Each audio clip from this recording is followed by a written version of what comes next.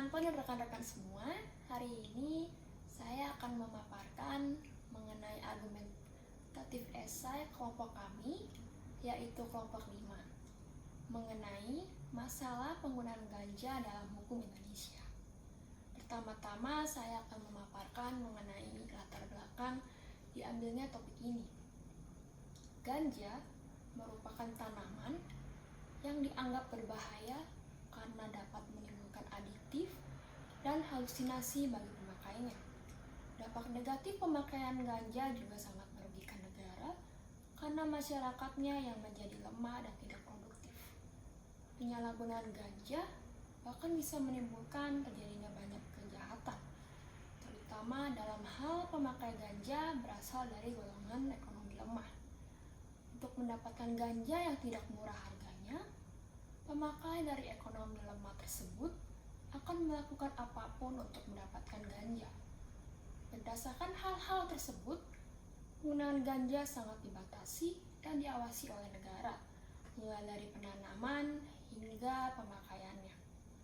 Di negara-negara maju, penggunaan ganja ada yang sudah dilegalkan untuk tujuan pengobatan medis maupun konsumsi dalam jumlah yang sangat sedikit. Namun, ganja di Indonesia telah ditetapkan sebagai golongan 1 narkotika oleh Badan Narkotika Nasional atau BNN. Hal ini sesuai dengan ketentuan dalam lampiran 1 Undang-Undang Nomor 35 Tahun 2009 tentang narkotika yang menyebutkan bahwa daftar narkotika golongan 1 yaitu tanaman ganja, semua tanaman genus cannabis, dan semua bagian dari tanaman termasuk biji, buah, jerami, hasil olahan tanaman ganja, atau bagian tanaman ganja termasuk damar ganja dan hasis. Selanjutnya, saya akan memaparkan argumen kami mengenai larangan penggunaan ataupun penanaman ganja. Kami tidak setuju dengan wacana dilegalkannya penggunaan ganja karena penggunaan ganja itu harus dalam rekomendasi dan pengawasan dokter. Jika penggunaan ganja dilegalkan, tidak menutup kemungkinan akan terjadinya banyak penyalahgunaan terhadap penggunaan ganja tersebut. Penggunaan atau pemanfaatan ganja untuk tujuan yang baik sekalipun perlu ada pengawasan dan izin dari pihak yang berwenang. Argumen ini didukung juga oleh salah satu kasus di Indonesia, yaitu kasus Fidelis yang menanam ganja untuk pengobatan istrinya. Dan ia divonis pidana penjara selama 8 bulan beserta denda sebesar 1 miliar rupiah. Bahwa dalam perkara Fidelis, Majelis Hakim dalam pertimbangan hukumnya pada putusan nomor 111/Pitsus/2017/PNSAG mengatakan bahwa dari beberapa pasal dari perundang-undangan yang dimaksud, yaitu Undang-Undang Nomor 35 Tahun 2009 tentang narkotika, dapat disimpulkan bahwa narkotika golongan 1 tidak secara mutlak dilarang beredar di Republik Indonesia. Akan tetapi, dalam proses penyaluran maupun pemanfaatannya harus sesuai dengan peraturan perundang-undangan yang berlaku.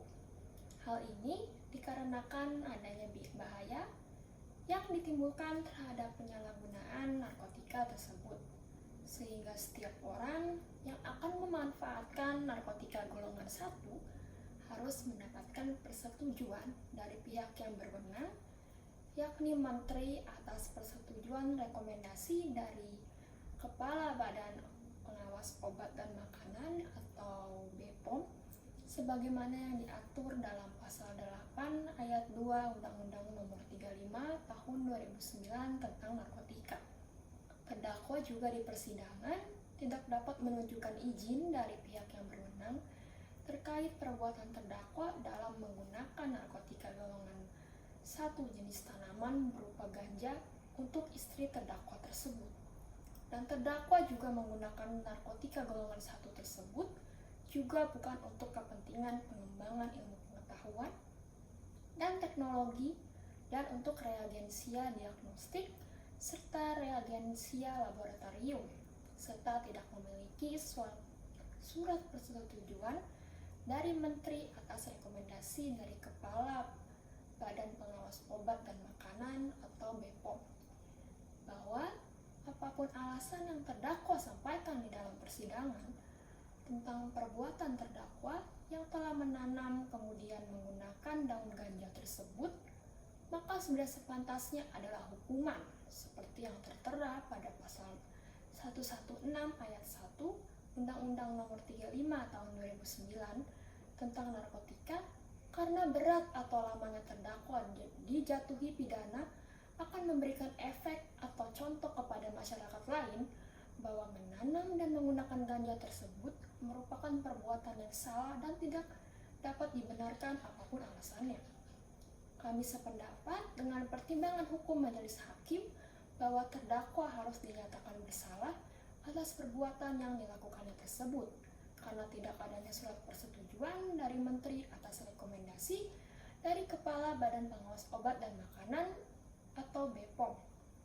Jika tidak mendapatkan hukuman, hal itu akan menyebabkan masyarakat juga bisa menanam dan menggunakan ganja untuk alasan yang sama. Padahal, sesuai dengan ketentuan peraturan perundang-undangan, menanam dan menggunakan ganja tersebut merupakan perbuatan yang salah dan tidak dapat dibenarkan apapun alasannya. Sekian dari argumentasi saya. Terima kasih.